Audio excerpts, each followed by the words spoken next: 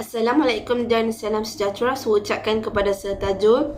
Nama saya Nur Syakila binti Muhammad Aziz. Nombor kad matrik saya I20204773. Pada hari ini saya akan ulaskan jawapan mengenai soalan yang diberikan.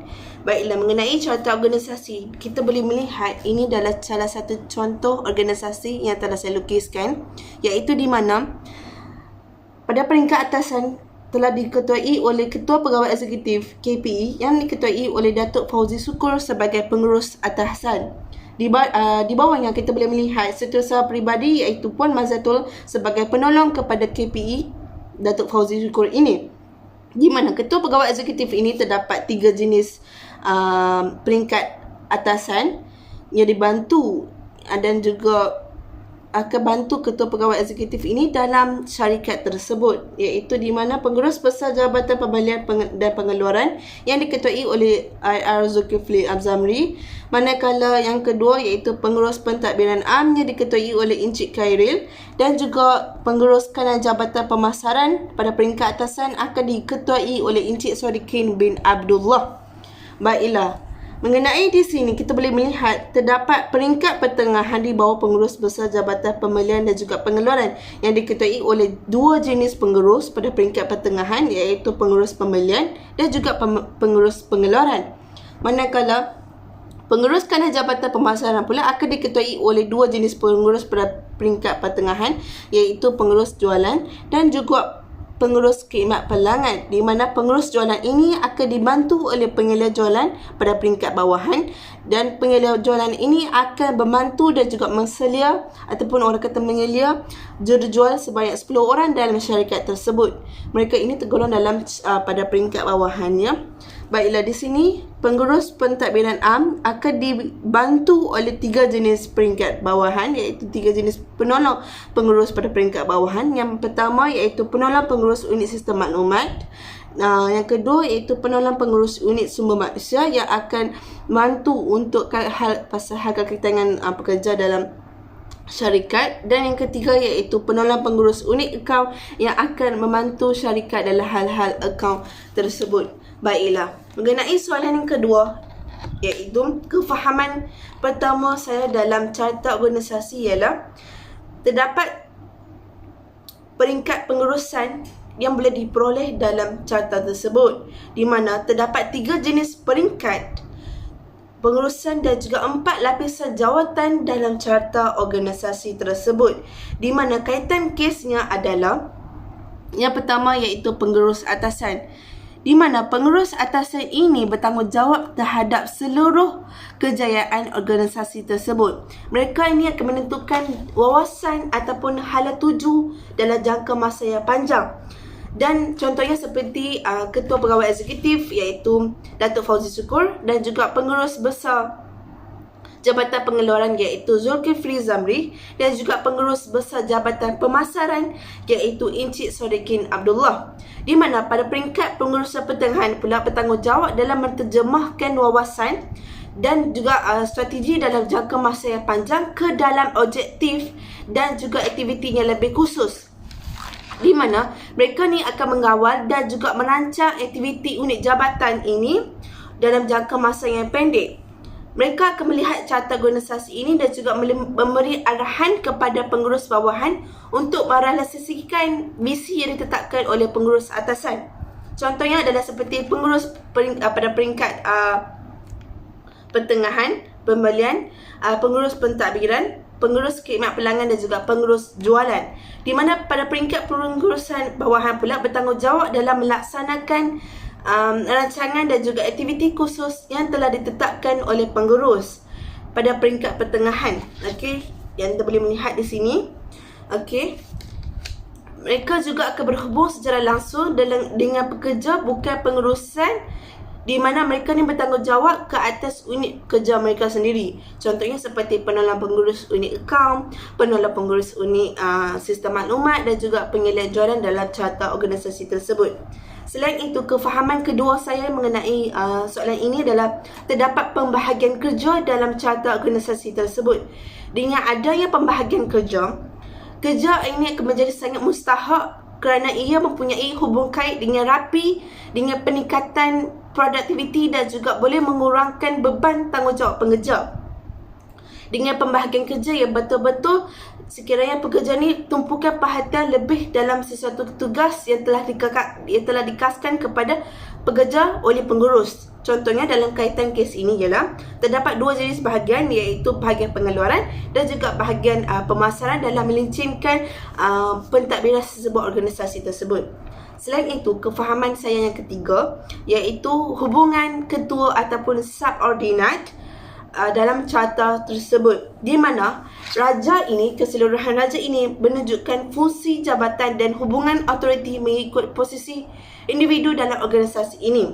Selain itu, sebagai ketua, mereka mestilah menetapkan peranan, tanggungjawab dan autoriti ahli untuk melaksanakan tugas masing-masing. Contohnya seperti mana-mana ketua dengan subordinatnya, ketua mestilah diletakkan atas subordinat dalam sesebuah hierarki organisasi.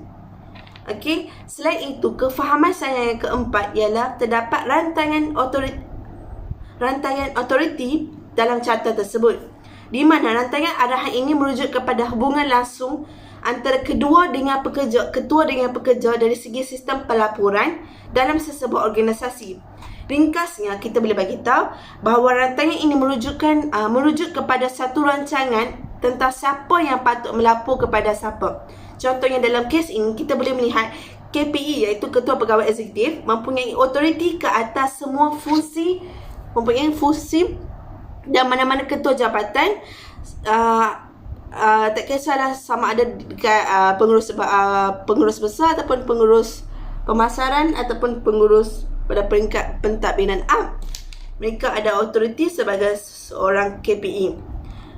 Di mana selain itu, kefahaman saya yang keenam pula iaitu yang kelima pula iaitu terdapat jenis otoriti iaitu otoriti lini dan juga otoriti staff. Dalam otoriti lini ini, kita boleh melihat orang yang mempunyai otoriti dan tanggungjawab untuk capai sesuatu tujuan ataupun matlamat utama sesuatu organisasi.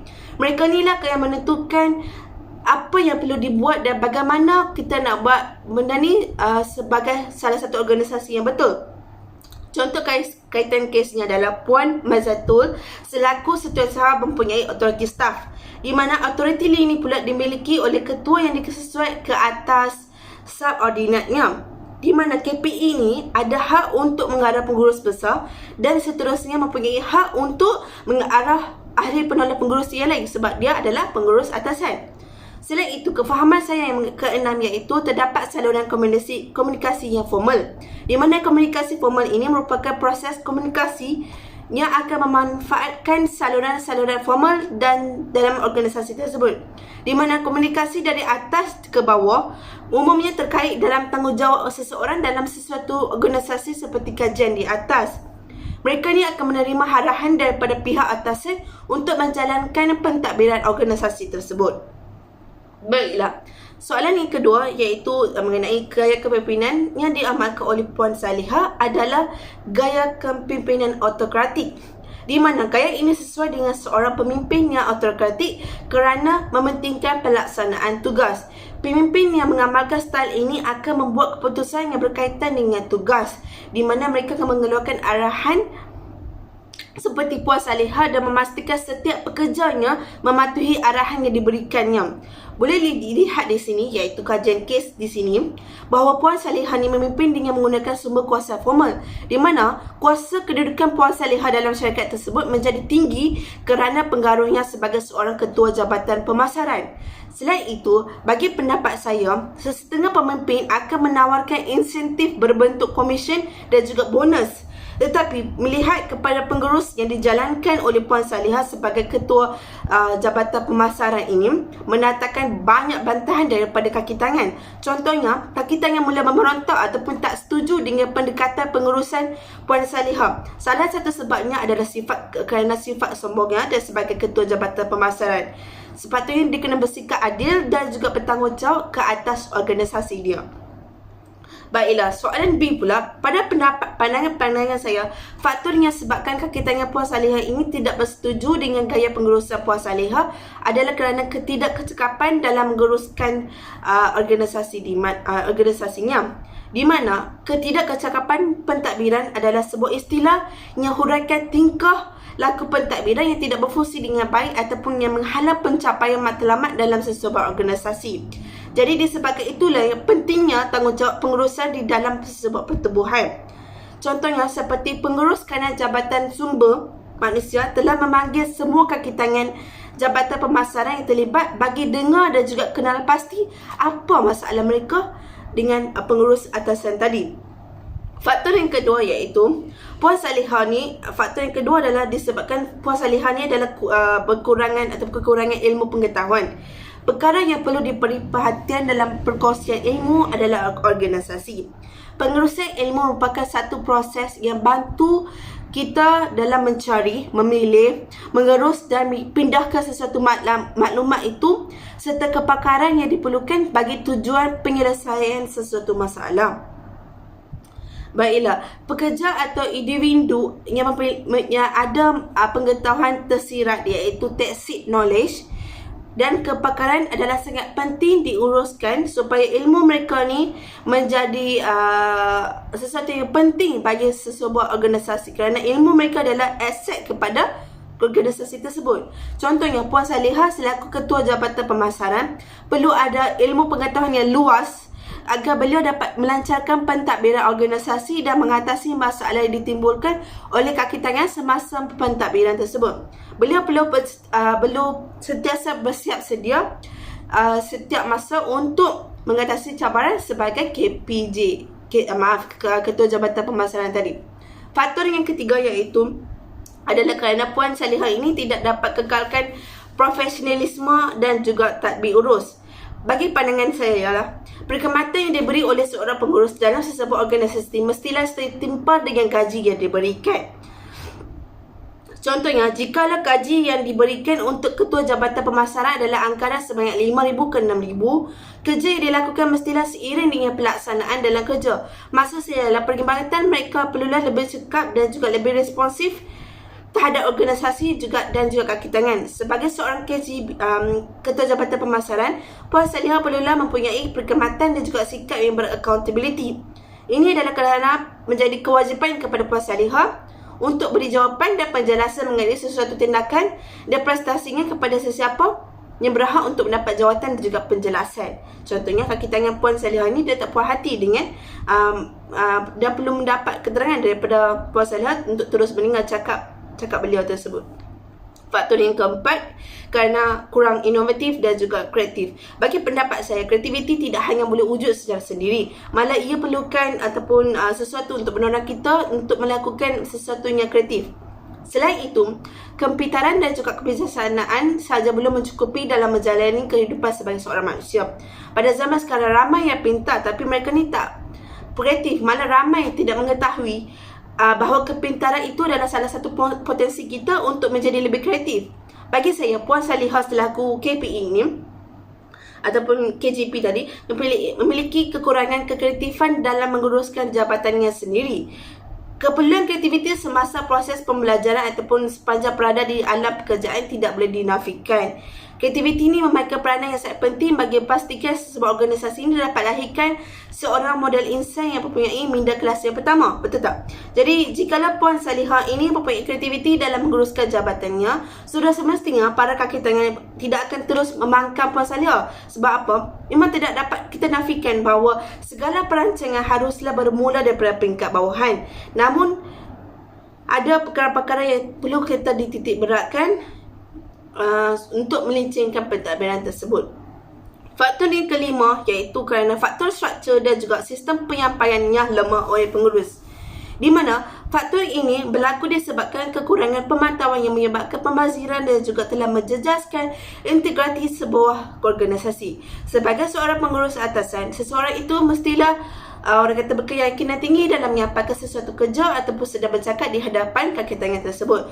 Jikalau pengurus itu sendiri tak berkeyakinan tinggi, malah ini menjadi tekanan kepada pekerja sebab Ia bergantung kepada bagaimana pengurus menggunakan pemantauan prestasi. Pengawasan yang boleh memberi kesan negatif kepada semangat pekerja. Kesannya akan agak kecil sebab pengurus hanya memastikan bahawa pekerja ni tidak bermain permainan media sosial ataupun baca berita sukan pada jam waktu biasa. Tapi jika anda menggunakan pemantauan ini untuk menguatkan matlamat pengeluaran berat, ia boleh memberi kesan yang sangat negatif kepada pekerja. Sebabnya, ia akan mendorong terlalu keras kepada pekerja yang paling berbakat dan dipasangkan dengan pemantauan yang menyerah sehingga mereka ni berhenti kerja sebab tekanan yang diberikan oleh pengurus ini sangat banyak.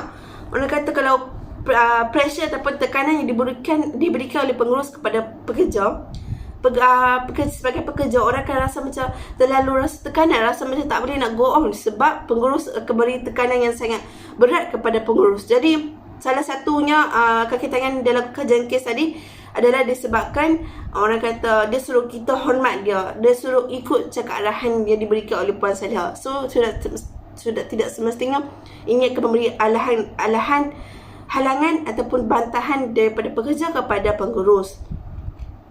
Baiklah, mengenai soalan C, pada pandangan pertama saya adalah Puan Saliha tidak menjadi seorang pengurus yang mempunyai teladan yang baik. Bagi saya, seorang pemimpin perlu ada sikap personality yang mampu mempengaruhi orang lain serta bersedia untuk ditegur dan juga dikritik oleh orang lain. Okey. Kepimpinan ini merujuk kepada kemampuan mengambil peranan mempengaruhi orang lain ke atas kebaikan ataupun sesuatu kebaikan. Bagi saya tak dapat melihat bahawa Puan Saliha ini adalah seorang pemimpin yang baik ataupun mempunyai sebagai seorang yang mempunyai wawasan yang tinggi. Ini adalah kerana beliau telah dipandang rendah oleh kaki tangan sendiri dan tidak mempunyai nilai dan juga keyakinan diri dalam diri dia sendiri. Sebagai pemimpin, kita mestilah mempunyai wawasan yang jelas dalam memiliki kemampuan untuk berfikir secara dengan pelbagai jenis pendekatan bagi mencari pelbagai jenis alternatif serta mampu menjelaskan sesuatu yang abstrak kepada yang nyata. Kita perlu memimpin orang lain dengan nilai kasih sayang, teladan serta mempunyai nilai integriti dalam diri. Kalau diri sendiri tak rasa macam dia tu tak boleh nak go on, dia tak boleh nak jadi sebagai ketua, orang lain pun tidak akan jadikan dia sebagai ketua, pun orang lain pun tak akan pandang dia sebagai ketua. Sebab bila diri sendiri tak confident, macam mana orang lain nak confident dengan diri sendiri? So macam itulah konsep dia. Bagi pandangan kedua pula, Puan Saliha ini mempunyai authority untuk mengarah pekerja. Bagi saya, dalam kes ini, seseorang ataupun seorang yang dihormati dan juga disegani oleh pekerja mestilah tetapi apabila authority ini diberikan, maka Puan Saliha ni perlulah menggunakan kuasa tersebut dengan baik. Ini adalah kerana bagi saya tidak semestinya pekerja perlu sentiasa mendengar arahan yang orang atasan dalam pentadbiran organisasi. Pengurus perlulah sekali-sekala memberi peluang kepada pekerja untuk buktikan hasil kreativiti dalam kerja mereka. Jika dipaksa untuk bekerja ataupun perlu sentiasa dengar cakap orang atasan, okey, mereka ni akan maka ini akan menjadi halangan kepada pekerja untuk cipta sesuatu yang baru ataupun melancarkan pentadbiran sesebuah organisasi tersebut. Contohnya, bila Puan Saliha paksa kaki tangan untuk mendengar cakapnya tanpa sebarang bantahan, ini akan memberi tekanan ataupun orang kata ini jadi halangan kepada pekerja untuk cipta ataupun mengeluarkan sesuatu produk yang baru ataupun kreatif dan lain-lain. Bagi pandangan ketiga, iaitu Puan Saliha ini perlulah berkomunikasi dengan pekerja. Setiap individu mempunyai satu gaya komunikasi yang paling dominan, sangat efektif digunakan jika komunikasi dengan orang yang mempunyai gaya yang sama.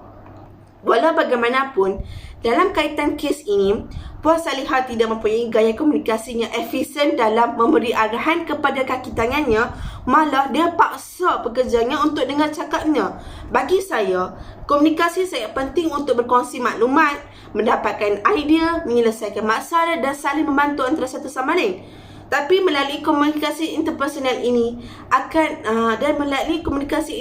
ini akan membentuk dan memelihara hubungan dengan orang lain ataupun orang kata ketua dan juga pekerja dia. Selain itu akan terbentuk juga satu jalinan yang terikat sesama pihak pengurus dan juga pihak ketua. Hal ini adalah baik untuk menjalin satu proses kerjasama demi mencapai tujuan yang sama. Bagi pandangan keempat pula, iaitu Puan Salihah tidak memberi dorongan dan juga tidak memupuk semangat kaki tangan, di mana beliau perlulah memupuk semangat kekitaan dan juga semangat kepunyaan di kalangan masyarakat, di kalangan pekerja, untuk sama-sama kita untungkan organisasi dalam syarikat kita. Beliau ni, dia tak dapat memupuk dan seburkan konsep pengurusan secara penyertaan dan juga kemanusiaan dalam organisasi.